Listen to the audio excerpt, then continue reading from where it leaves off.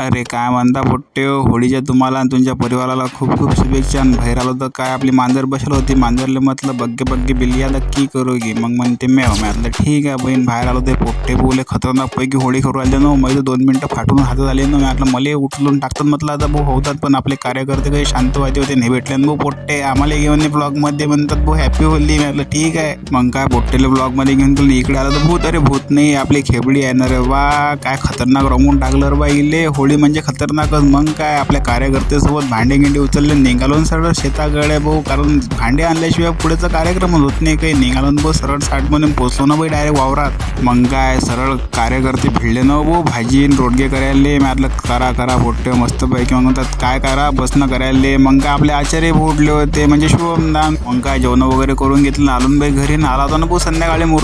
मुर्दा काढतात आणि पोट्टे अजून एक आज आपला आखरी दिवस आहे म्हणजे झालं नाही. आपण रोज रेग्युलर ब्लॉग टाकणार आहोत. तुमच्या भावाला इंस्टाग्राम पेजवर फॉलो आणि यूट्यूबवर बघत असताना तर सबस्क्राईब करायला भूलू नका बरं. मग काय हा डोक्यावरचा कलर निघूनच नाही राहिला. पण तेवढा अभिदाचा फोन आला ना. अभिदाच्या डोक्यावरचा कलर नाही निघून राहिला. म्हटलं एकच नंबर दा. मग काय भूक लागली होती.